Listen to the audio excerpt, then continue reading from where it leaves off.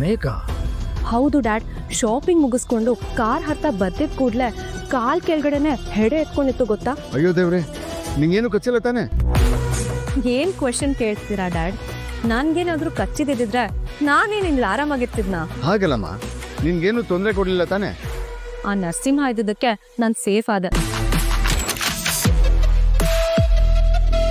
ನರಸಿಂಹನ ಅವನು ಯಾಕೆ ಬಂದಿದ್ದ? ಅವನು ಇನ್ನೂ ನಿನ್ನ ಫಾಲೋ ಮಾಡ್ತಿದ್ದಾನ? ಡ್ಯಾಡ್, ಅವನೇನ್ ನನ್ನನ್ನ ಫಾಲೋ ಮಾಡ್ಕೊಂಡು ಬಂದಿರ್ಲಿಲ್ಲ.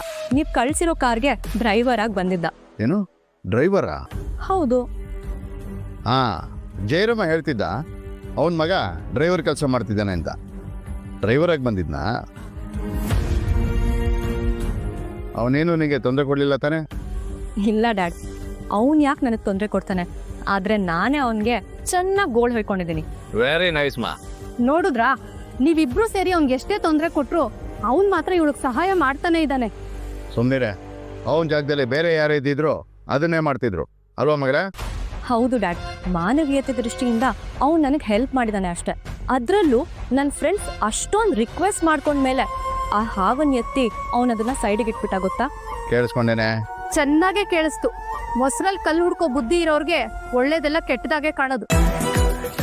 ಅಂತ ಜಾತಿಗೆ ಸೇರಿದವ್ರು ನೀವು. ನಿಮ್ ಮುಂದೆ ನಾನ್ ಬಡ್ಕೋತಾ ಇದ್ದೀನಲ್ಲ. ಬಡ್ಕೊಂಬೇಡ, ಬರೀ ಕೇಳಿಸ್ಕೋ ಸಾಕು. ಅಲ್ಲ ಮಗಳೇ, ನಿನಗೆ ಮದುವೆ ಆಗ್ತಿರೋ ವಿಷಯ ಅವ್ನಿಗೆ ಗೊತ್ತಾಗಿಲ್ಲ ತಾನೆ? ಇಲ್ಲ ಡ್ಯಾಡ್, ನನ್ನ ಕ್ಲೋಸ್ ಫ್ರೆಂಡ್ಸಿಗೆ ಮಾತ್ರ ಹೇಳಿದ್ದೀನಿ.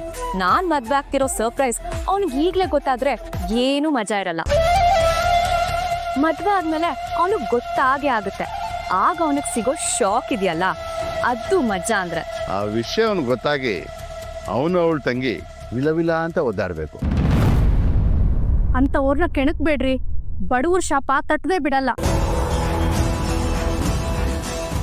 ನನ್ ಮಾತು ಕೇಳಿ, ಈಗಲೂ ಈ ಮದ್ವೆನ ಕ್ಯಾನ್ಸಲ್ ಮಾಡಿ.